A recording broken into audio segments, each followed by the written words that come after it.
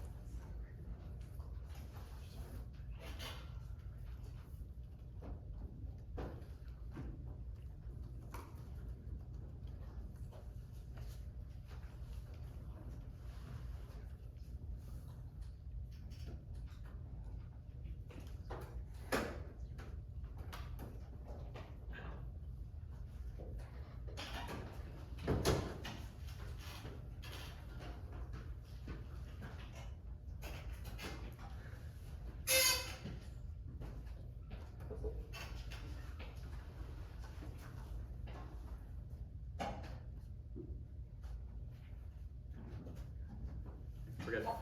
Perfect. All right.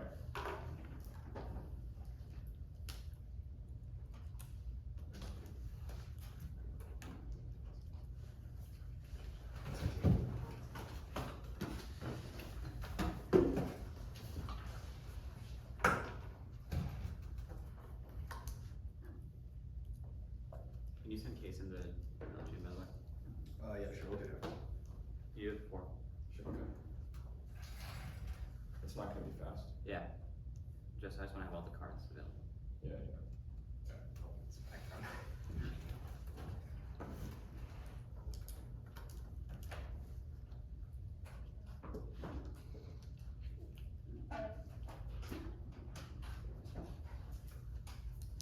It's Alright, thank you. Let you know when we get it.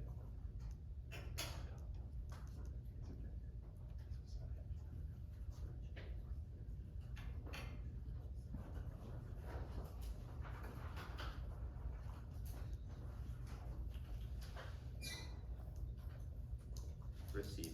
perfect.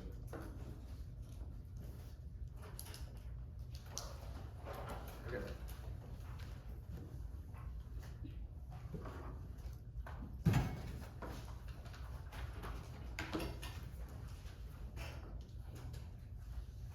This is Alex, quiz speaker for Durham on Econ, and unless anyone's not ready, my time's gonna start.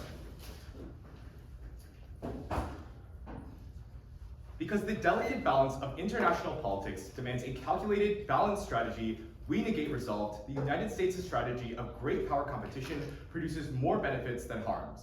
In a 21st century global sphere with 21st century problems, the failed strategies of the past will only breed disaster for us today.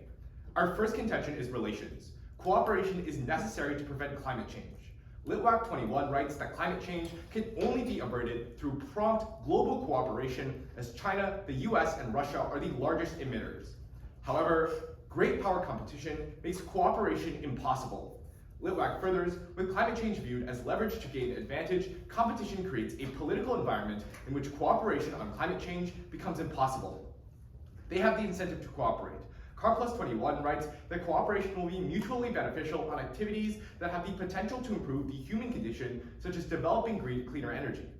Each day without cooperation and progress is devastating. EDF21 explains every degree increase in warming is worse for the planet than the last, with Taylor 19 quantifying that air pollution would result from every 1 degree increase would kill 150 million people. Contention 2 is the self-fulfilling prophecy. 2 factors make the hegemony of the US unsustainable. The first is domestic politics. Marchetti 17 writes that the costs of managing the system have been accumulating. We've finally come to a point in which the costs become too heavy for citizens, so they demand international withdrawal. Mug 18 confirms American decline is inevitable. Voters are worn out by the burden of expensive wars and have given up on the American empire. They don't care for their country to protect the liberal world order and are ready for a policy turn inwards.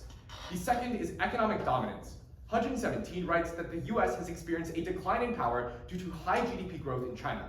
The gap is shrinking with every passing year. Thus, Allison22 writes that on the current trajectory, China will overtake the US within a decade as China's manufacturing, trading, and supply replace the US as the primary engine of growth. As a result of these two factors, Here 19 finds that American power projection is eroding relative to Chinese capabilities in the wake of competing budgetary priorities in the US. Allies do not perceive that China is being deterred. Absent competition, China's rise would be peaceful. Marchetti 17 writes that China closing the gap with the West would de-escalate tensions.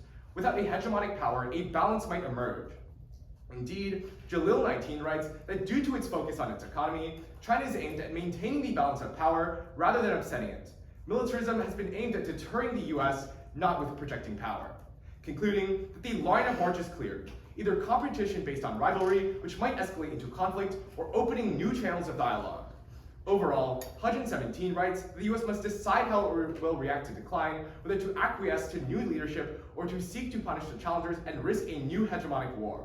Keck explains that if the US were to attempt to defend its hegemony, they would inevitably come into conflict with China as they grow in strength and the US weakens, which is why hegemonic transition periods have historically been the most destabilizing eras, which Dowd 15 finds would risk the lives of millions around the globe in conflict. Contention 3 is spending. In a world of overdeveloped militaries, increasingly scarce resources, and increasing needs for investment at home, competition dangerously pits power against power. Ravelli 22 explains that growing military budgets have persisted for decades despite geopolitical trends. If my adversary increases its military expenditure, then I must also increase mine, which forces my adversary to increase its expenditure even more. In the end, costs increase for all without gaining the slightest competitive advantage, while humanity suffers from underinvestment in the areas that are essential to its survival. Absent great power competition, Latham 22 writes that it would allow Washington to devote always scarce resources to rebuilding and rejuvenating a country that has been exhausted and corrupted by 4 decades of Cold War, followed by another 3 of Cold War rebuilding efforts. Hiller in 18 finds that a 1% increase in military spending decreased economic growth by 9%.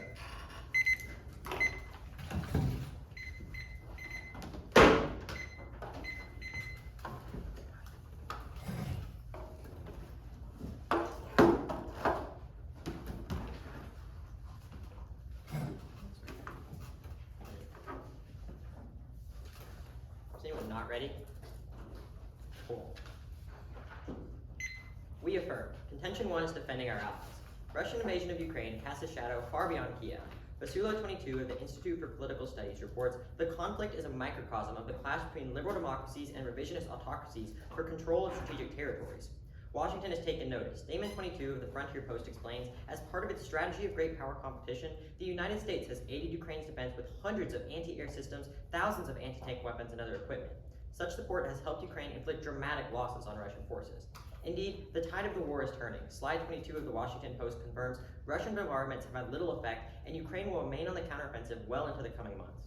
Continued pressure is the only path to peace. Rose 22 of Foreign Affairs explains, while many argue the West should force Ukraine to give in, that would be a mistake. The Kremlin's anger in the face of defeat resembles how Nixon approached the Vietnam War. Saber-rattling and escalation didn't work then, and Washington withdrew. It's possible to get Moscow to do the same today. Bowing to Putin is unacceptable. Shalom 22 of Newpol writes, post-victory, the Kremlin could demand surrender from Georgia, Moldova, and the Baltics. Continuous conflict would give way to miscalculation, risking a full-scale war between Washington and Moscow. Moreover, what happens in Ukraine doesn't stay in Ukraine. Shalom furthers, Putin's success encourages other nuclear bullies, Iran, China, North Korea, etc., and would provoke potential victims to acquire self-protection. South Korea, Taiwan, Japan, Saudi Arabia, the UAE, Qatar, Egypt, and others would all become nuclear states, concluding that the risks of accidental or escalatory conflict would increase exponentially. Contention 2 is a race to the top. Great power competition encompasses far more than just the military. Gavin 20 of Johns Hopkins confirms rivalry is likely to occur over the development of new technologies and the crafting of international economic ties. This competition is beneficial in 2 ways. Subpoint A is infrastructure development. Bartholomew 20 of the Institute for Strategic Studies writes, China's growing economic power has allowed it to exert political influence across the world. Beijing's Belt and Road Initiative, an ambitious plan to help develop infrastructure in dozens of developing countries, is a prime example. The West has followed suit. Lassos 22 of Duke furthers, the Partnership for Global Infrastructure Initiative, or the PGII, is an attempt to counterbalance the BRI, a crucial strategic step by Biden in great power competition with China. A race to the top will ensue. Lozos continues, the PGII can force China to improve its own infrastructure standards in an attempt to maintain market share among developing nations. More broadly, Milanovic 21 of Foreign Affairs finds if China and the United States begin competing to build the world's infrastructure, poor countries will acquire more influence and receive more resources, boosting their growth and reducing global poverty.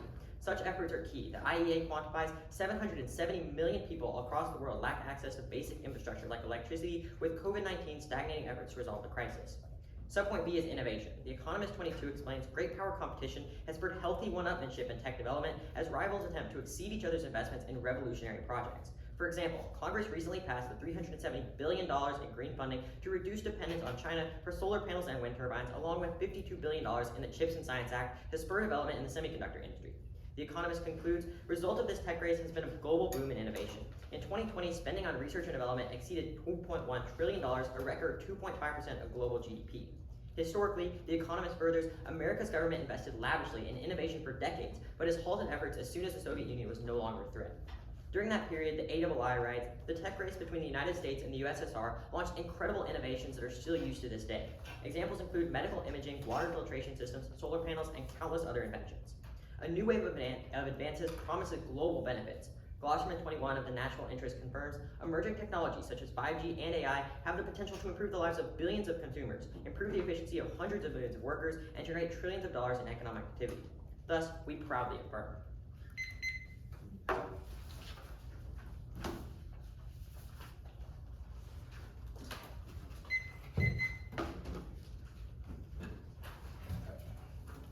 So did you guys send it off? Oh, I'm sorry about that. Here.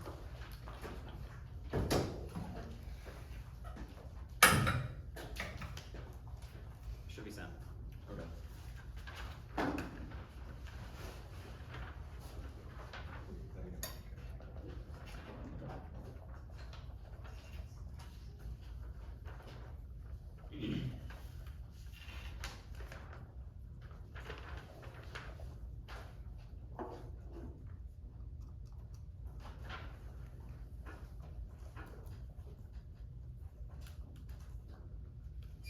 I just got it.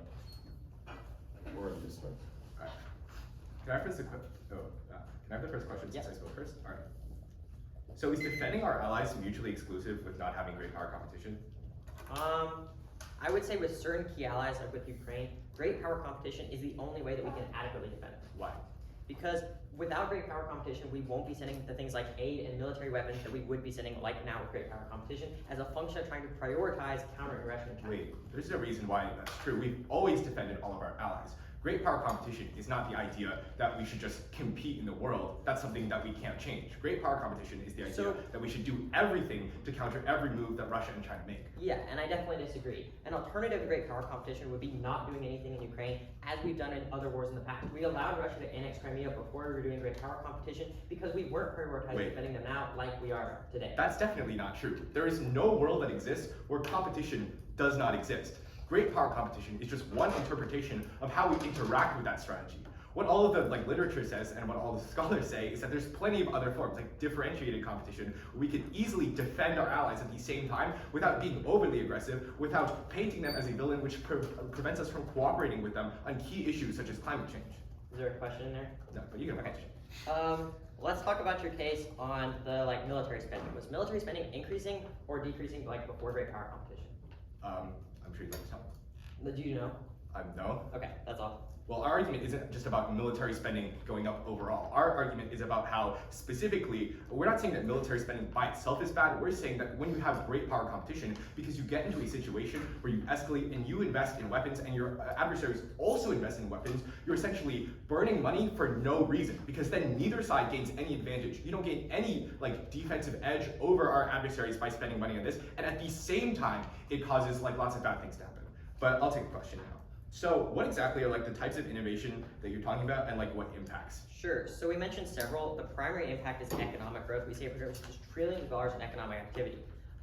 We don't specify a specific field of innovation. We say it's more of a general field of innovation, specifically on things like climate change, 5G, and AI. All right. Does that answer your question? Yeah. Okay, let's go back to this general hedge decline argument now.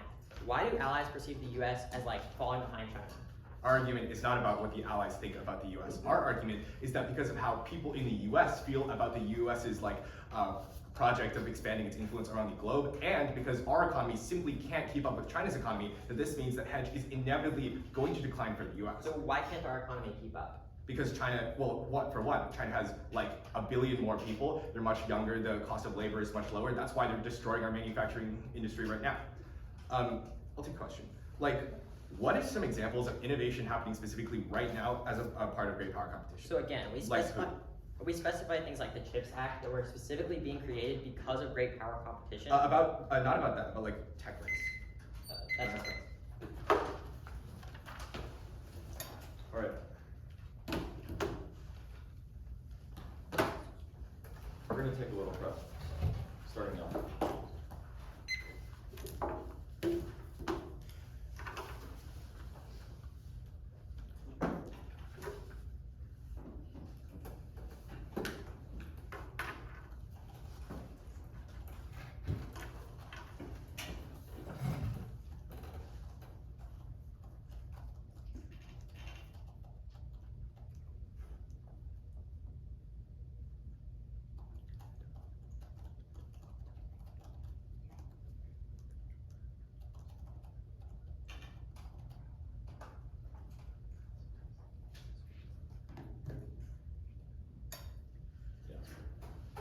That's 42 seconds. Means we have 2 minutes and 18 seconds of prep left. It's just going to be addressing their case straight.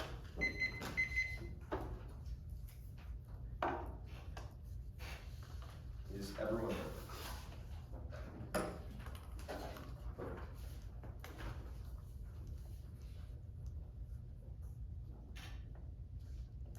The biggest issue with their case is that it misses the comparative. Great power competition was a strategy adopted in 2017 in the Trump administration's national security strategy. And let's recognize that even when the US was not engaged in great power competition, for example, from 1995 to 2017, we were not competing with another great power, we still defended our allies even though we were not competing. That's because even without competition, we still have incentives to protect our allies. They're part of alliances with the United States. We won't just stop that, even if we turn our focus away from China and Russia. Then, on their first argument about Ukraine, they essentially argue that if we do not defend Ukraine, it's going to inevitably cause miscalculated nuclear war from Putin and from new nuclear states. However, the risk of this miscalculation is zero. According to Slacombe 09, in recent years, nuclear states have modified their procedures so that even if a nuclear-armed missile were launched, it would go not to a real country or a real target in another country, but to empty ocean, ensuring against an accidental detonation. In fact, practical decision-making makes such accidental war impossible. As Quinlan 09 finds, there have been many known accidents involving nuclear weapons, none entail detonation.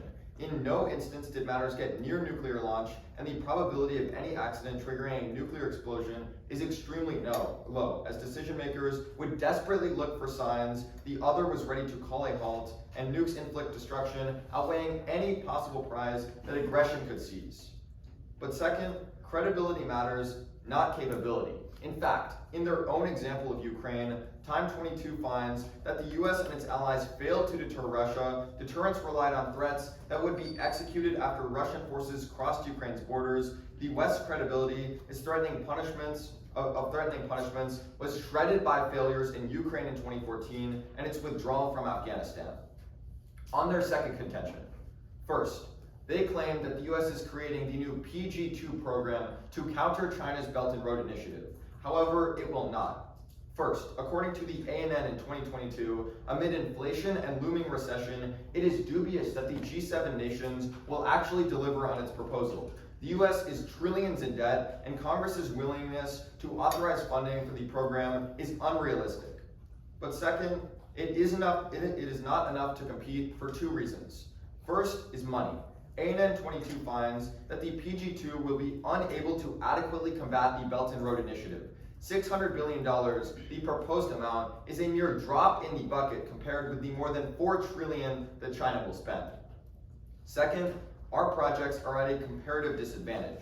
Morris 22 writes that China is better at building across the globe. Chinese firms dominate the competitive procurement of leading infrastructure lenders such as the World Bank. They won $2.3 billion worth of infrastructure contracts outside of China in 2020 compared to the US's $27 million. Then on their subpoint B, they argue that competition has caused investment and innovation to increase. However, the reason the United States is investing in technology is because private companies want economic growth and they want profit for themselves that still exists even if we do not compete. But second, US companies actually are not innovating because they are already behind. Hussein in 2022 finds that China is already overtaking the US in high-tech manufacturing, artificial intelligence, 5G cloud computing, and robotics. In fact, NBER 17 concludes that corporations will not spend more on innovation in the face of mounting Chinese technology because they assume increased competition with China will lead to a permanent decline in profitability of these sectors, thus we negate.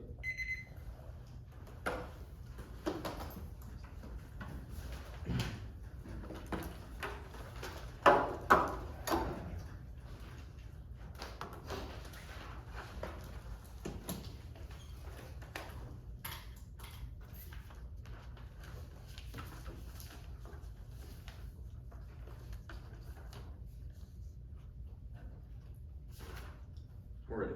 Okay. Just before I begin, I'll defend the aft case and then address the neg. Anybody not ready? Okay, great. The first thing they say is that we'll always defend allies. To an extent, yes, but our evidence indicates that there's support willing to withdraw from Ukraine, which means although we support them to an extent, the extent to which we support them would not be the same absent great power competition, which is what all of our evidence is talking about. The second thing they say is that the risk of nuclear escalation is near zero. But our argument isn't just about nuclear escalation. Think of what happens if Russia is able to take over Ukraine. They're able to expand into the Baltics, demand concessions from other countries, and conventional wars that historically killed millions. Think of the annexation of Crimea. All these are impacts they don't address. Then they say we failed to deter the invasion. That's because Russia is a revisionist power. The best thing we can do to combat revisionist powers is to be able to deter them on the upfront, send military aid, etc. Absent great power competition, we acquiesce and the situation gets a whole lot worse. On our second argument, they have dropped that great power competition is fundamentally economic, meaning that there is not going to be a clinging to power as they suggest in their second contention. On our second argument about a tech race, they say private companies have an incentive to do so regardless, but they read a piece of evidence from 2017 indicating that companies do not want to spend. The US government is the only one that can force them to do so. They have dropped that things like the CHIPS Act have dramatically increased investment, and they say that China is leading the race right now. Perhaps, but that just means that the US wants to catch up, which is what all of our evidence is talking about. As a result, there are innovations happening in 5G, AI, cloud computing, etc. to catch up with China and lift hundreds of millions out of poverty. The private sector gets the boost from the government. That's what our argument is all about. Let's talk about their case. Their first argument is about climate cooperation, but climate cooperation is largely useless, only competition can solve. Rothy in 2022 writes, in Chinese foreign policy, climate change does not hold the same value as in US foreign policy. China does a very good job of painting a picture on climate change that's different from the work they're actually doing. While crucial in 2017, multilateralism is reaching its limits. However, the evidence furthers that having the US and China feel like they're competing on climate change in order to write the new global order is the strongest position the world could be in. But second of all, cooperation will persist despite competition. As Wilkins just 3 days ago wrote, that China stands ready to work with the US according to Xi, and Biden has opened channels of communication even despite great power competition, which proves that they can come to common ground. But third of all, Gerritsen 20 finds that great power competition has led to development of the technologies such as space-based solar, which could be operational within a decade. And David finds that space-based solar has the ability to reach net zero emissions. Again, there are races happening in technology, as witnessed by the USSR and Soviet Union. They were able to collaborate on a lot of things during a period of great power competition and create things like artificial limbs and innovations that still persist today.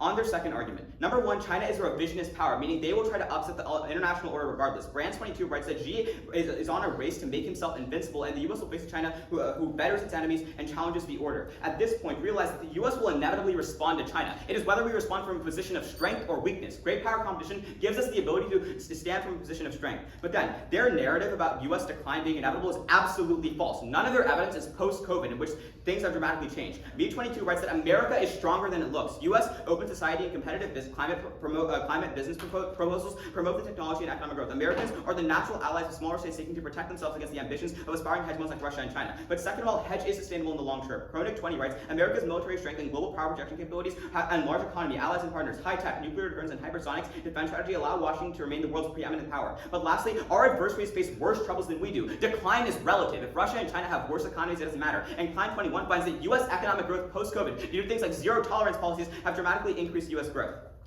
Increase U.S. growth relative to China. Then, on the specific argument of domestic support, that is being revitalized as a product of great power competition. And on the economy, our bonus 19 finds that China doesn't have as much money as it thought. They're running out of finances, and global trade and as such are declining for China. The U.S. has the ability to sustain it, but again, challenging it from a position of strength is better. Lastly, their evidence doesn't say millions of people will die. That is a completely made-up thing, so don't evaluate their evidence. On military spending, number one, they haven't contextualized how much military spending necessarily increased and where it happens, so the argument is incredibly vague. But B, ASMA 20 finds that rises in military spending tend to enlarge capacity utilization, raise profits, and enhance aggregate output, which is why in countries across the globe, in developed countries specifically, it has increased economic growth. Prefer this argument because their pillar evidence is about developing countries that need to invest in social safety nets. But military exports, as a result of things like military spending, can dramatically improve economies as witnessed in Japan.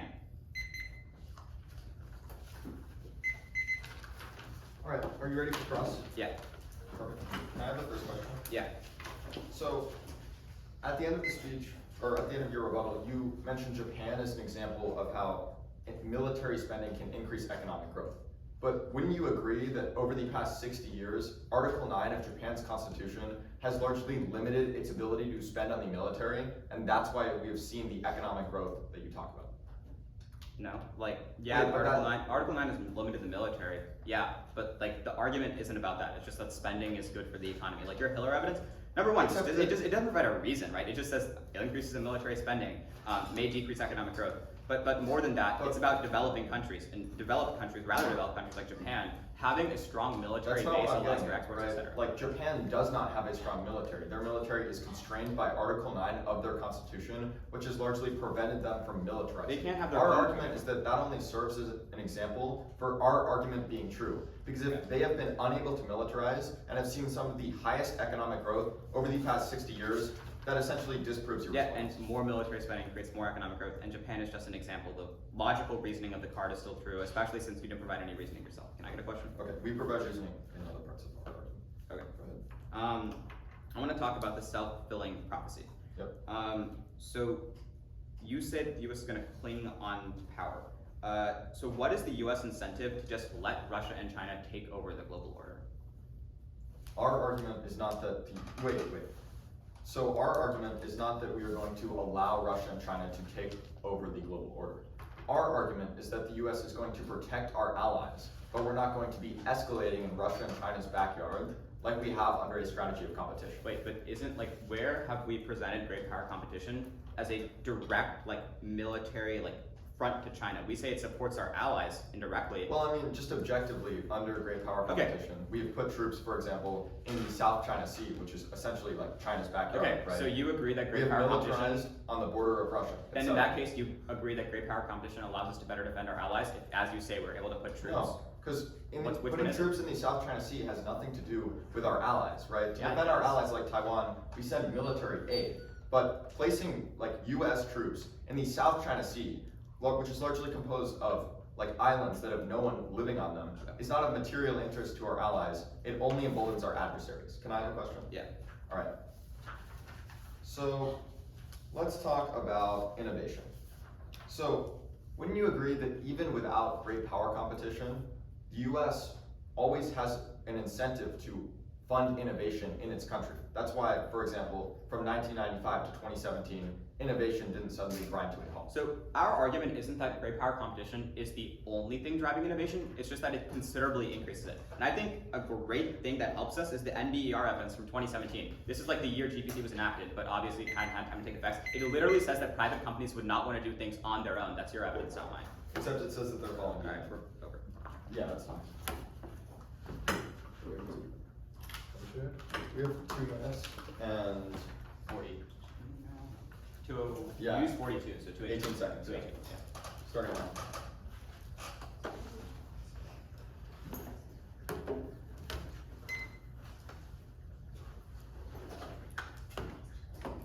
Can I see your the US is catching up to China. That was 11 seconds. Yeah, I'll send all of it. Okay. Yeah, it was just like the front line of innovation when you're like, the US is catching up to China. That was case evidence. You want that? Yeah, which piece of evidence is it? I think You don't Economist. need to resend it. Economist. It's Economist? Yeah, and then I'll send the US. I'll just send you all the cards I read on the self-fulfilling prophecy stuff. Okay.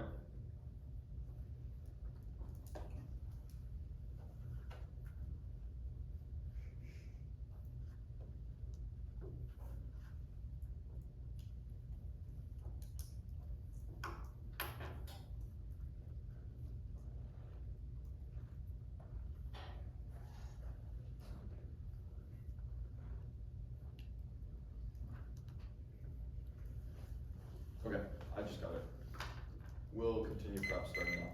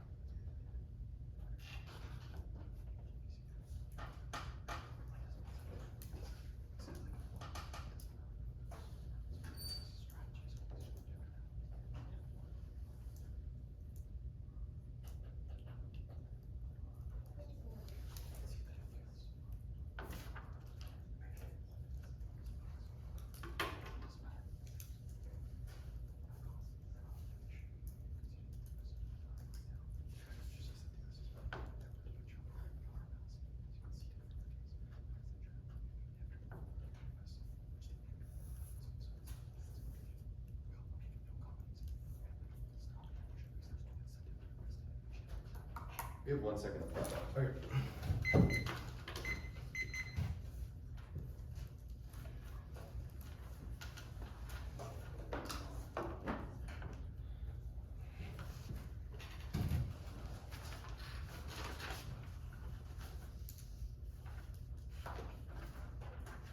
It'll just be breaking down the main issues of the round. It'll start on markets.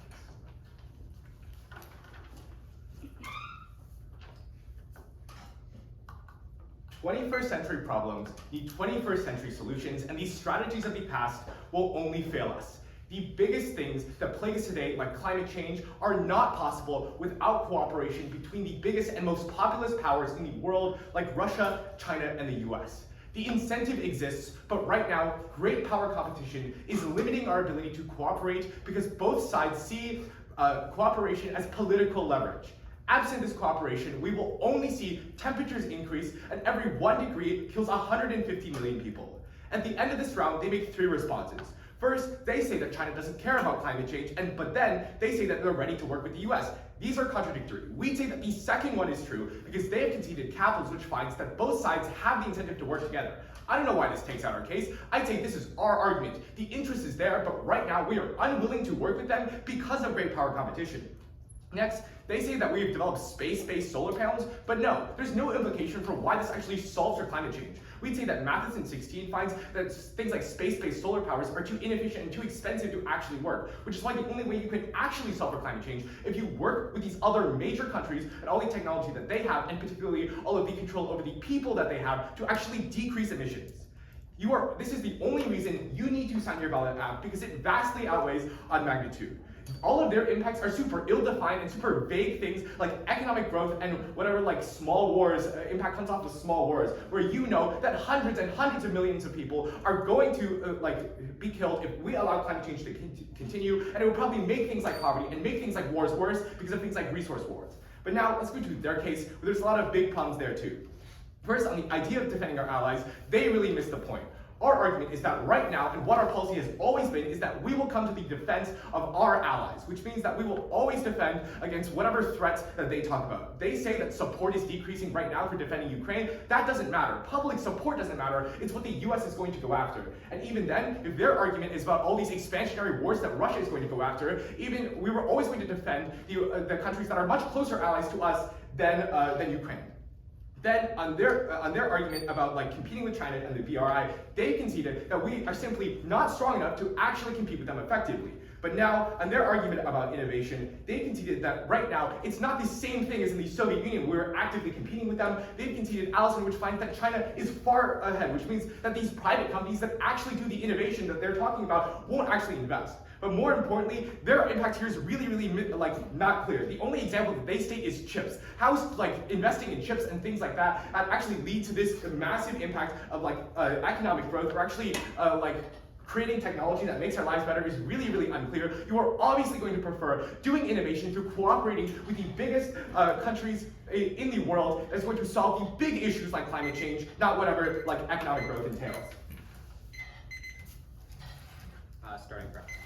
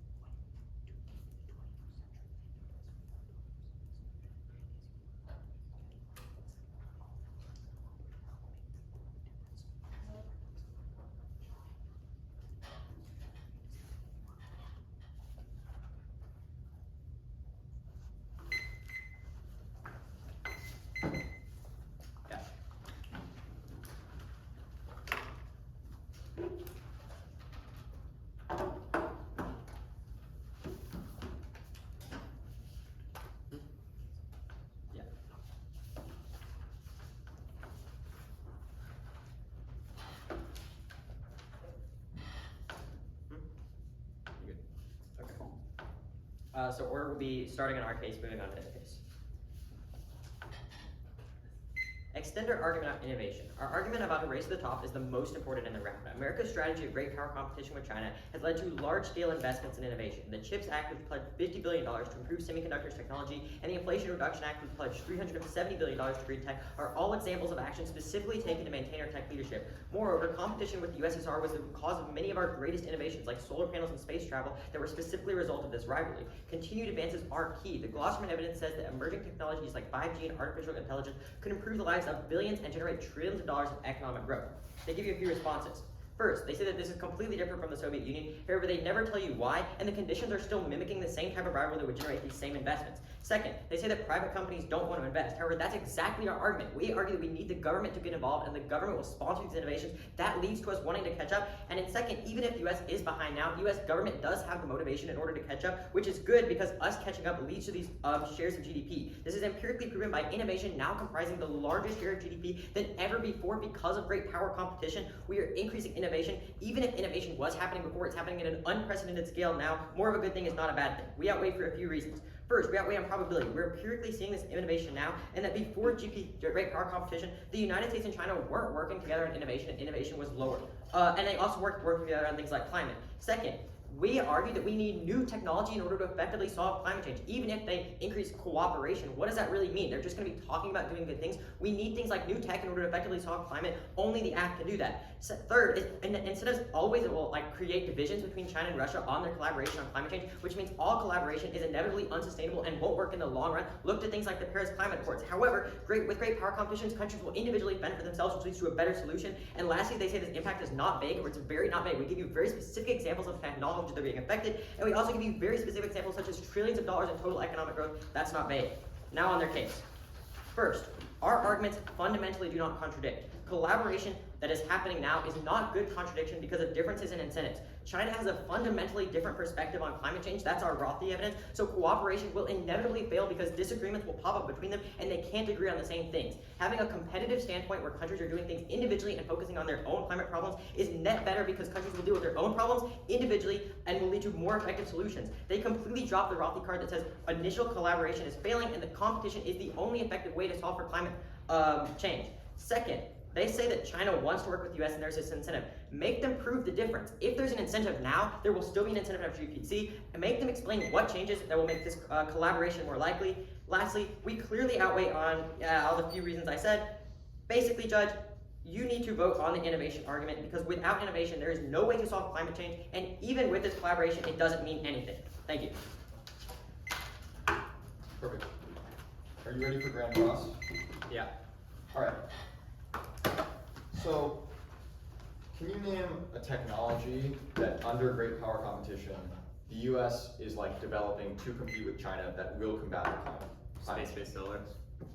That's an example of it. Yeah, I know you read defense to it, but that's an example of a technology. Can I get a question? But what you haven't responded to is our evidence that indicates that space-based solar is far too inefficient and far too expensive to actually work. Not every innovation is a home run, right? But the example still remains that. So have there been any home runs? Yeah, yes. In extension, we mentioned 5G technology. So those were specifically Wait, innovated. how does 5G technology help the climate? So how does 5G technology help the climate? The Inflation Reduction Act is a product of GPC, and that was what John explained in summary. It was in our case, and that pledges $370 billion to help reduce the effects of the climate. It's the largest climate investment the U.S. has made since ever. I don't doubt that they're investing. Our argument is not about whether the U.S. is going to invest. Our argument is that because the U.S. is only such a small share of the population, we literally cannot solve this global issue on our own. So can you please explain to me if there's any examples of some technology that we're able to develop and have developed under great power competition that can solve climate change for the world? Okay. If there was a technology that I knew of that would solve climate change, I'd be a billionaire right now, but unfortunately I'm not. So the examples of us solving climate change aren't that we have a silver bullet solution right now. However, that's the only way to make progress. Things like solar panels were produced after during the Cold War, and more than that, things like the Inflation Reduction Act are considerable investments to improve the climate. For example, the US has made clean tech a hell of a lot cheaper because of the Inflation Reduction Act, and people are able to buy it up, and companies are expanding as a result of it. We don't need to win the innovation to necessarily new technologies, but making current technologies better, more affordable, and thus easily accessible. Except we've been on this for a minute and 30 seconds. Wait. You just talked for 45 seconds. Because you asked me a question. Can I respond for 15 seconds? That's not a problem. Right. It takes 2 to 10. Okay, yeah. That's fine. All right. Before great power competition, can you give me examples of US-China climate collaboration? Our argument is that the US and China were not competing because the US was the sole power on the international stage, right? So before 2017, you're saying China wasn't powerful? Our argument is that China was not a great power largely until the 2010s and on. Also, Right, there hasn't many been, times, like- also, there hasn't been like U.S. climate investment in the first place prior to that time, which is more of like a recent thing. So we'd say that you definitely, like, it's pretty reasonable to not be able No. to find an example of that happening. No, okay, so you said 2010 onwards. So we have a gap of 7 years between 2010 and 2017. Any examples of US-China climate I collaboration? said 2010s, right? That's Yeah. largely when China. So I think turned it's into a like great weird power. to assert that China wasn't a great power in 2010, like they probably were. Like that's like the Belt and Road Initiative was out of its infancy. The increases in trade and economic growth they've experienced over the last 20 years are pretty unprecedented. I think that makes China a fairly great and rising power in those times. I'd say the point you're trying to make is very semantic. It's like, why did we not see cooperation in the year before they officially became a great power? That's not what we're saying. Our argument is more about the US. It's that our strategy of great power competition, even if China wants to collaborate with us, like you say, the US under great power competition views the issue as something it can leverage over China and refuses to cooperate. You want to use your 1 second? I will. Thank you. Starting out. All right.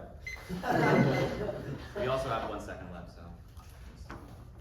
Nothing exciting. The order is going to be, it's going to start on weighing, and then it's just going to be breaking down the main issues of the round. Our case staircase.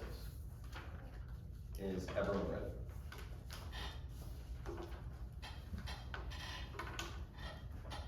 Climate change is the defining crisis of our generation, and both teams have agreed that's where we must focus. Remember that it outweighs on magnitude because it causes hundreds of millions of people to die. They have a few pieces of weighing, but none of them really stand. They just claim that innovation has worked now, but we've never seen the collaboration work. We'd say that prior to 2017, the US and China were collaborating, for example, in the Paris Agreement to prevent climate change. That all ended under great power competition. But then, remember the analysis that we made, which is that we cannot solve climate change in one country. Even if the United States boosts its innovation, that will not solve climate change because our evidence indicates that it is the largest emitters, China, Russia, the US, who need to collaborate to solve climate change. This means, fundamentally, that our argument is the only way we can solve climate change because even if they increase innovation a little bit, it will not be enough because Russia and China will continue to emit. That argument is not responded to. At that point, our argument is pretty clean. Essentially, while China is willing to cooperate on climate change, as they themselves say, US's strategy of great power competition has caused us to view the issue of climate change as something we can leverage over China, which our evidence finds has made cooperation impossible, ensuring that warming continues unabated and kills millions of people. At the end of this round, their only response is that China is unwilling to cooperate. But remember my partner's response in summary, which is that they themselves read evidence that China is ready to work with the United States. At that point, our argument is essentially uncontested. We need to collaborate with China. We need to stop competing. Let's go to their argument about competition and innovation, where there are really big issues. Remember, our Allison evidence, which goes unresponded throughout the entire round, that China is on the trajectory to pass the United States economically, even if the United States attempts to compete with China. What this means is our evidence from NBER finds that we would be unwilling to continue investment in innovation if we began falling behind, meaning that their argument just does not come true. It's very clean for the nay. All right, I'll use our 1 second. We're good.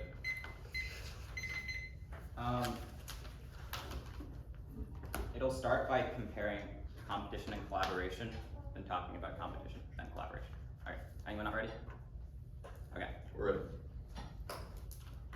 We are going to argue that competition is the best way to solve climate change. A couple of things they've conceded. Number one, there will always be divisions between China and the US, which makes cooperation impossible. They've also agreed that collaboration is in and of itself effective. What does sitting down at a table with China do to achieve emissions reductions? Absolutely nothing. We need proactive solutions, and they themselves said 21st century problems demand 21st century solutions. That requires innovation by definition. Great power competition is the thing facilitating innovation, and as a result is the only way to solve climate change. Not once have they explained how collaboration leads to their impacts. They say we can't solve climate change just in the US, but our entire argument is that there's global innovation. It's the US competing with China, China competing with the US. In fact, our Roth evidence says the strongest place the world can be in is a competitive environment in which the US and China are competing against each other. That point, let's go to our argument about competition. If we win this, we win the round. They say that they will surpass the US economically. But even if this is true, their NBER evidence is from 2017, which great power competition was facilitated directly after. There is no incentive to innovate absent great power competition. They've agreed that things like the CHIPS Act, the Inflation Reduction Act, are all products of great power competition. Our ability to surpass China in things like climate technologies, which has led to the largest historic investments in climate change. And with this increased innovation, we're able to lift hundreds of millions out of poverty, improve the lives of billions with things like 5G, AI, etc. At that point, competition is the best solution for climate change, and it's a proven solution that has happened before. Let's go to their case. The biggest problem here is they are not winning it. They say that we contradict ourselves. No, we don't. I'll explain our argument quite simply. Collaboration is happening right now, yes, but that collaboration isn't fruitful. In fact, it's the most effective it will ever be, which is still ineffective. Our entire argument is that any willing China will be to collaborate on climate change, they're doing right now. But that collaboration is itself ineffective, because they have dropped the rocky evidence. China and the US perceive climate change completely differently. There are different standards for climate reductions, and as a result, China will inevitably fall back, which is why our evidence says that multilateral global frameworks will not solve climate change. Only innovation can, because countries fending for themselves aren't subject to conflicting interests from other countries, and as well, only we are able to solve. This was not responded to. If the contradiction is disproven, we've been both the responses, and even then, at least one of them is true, in which case they have no offense. Durham.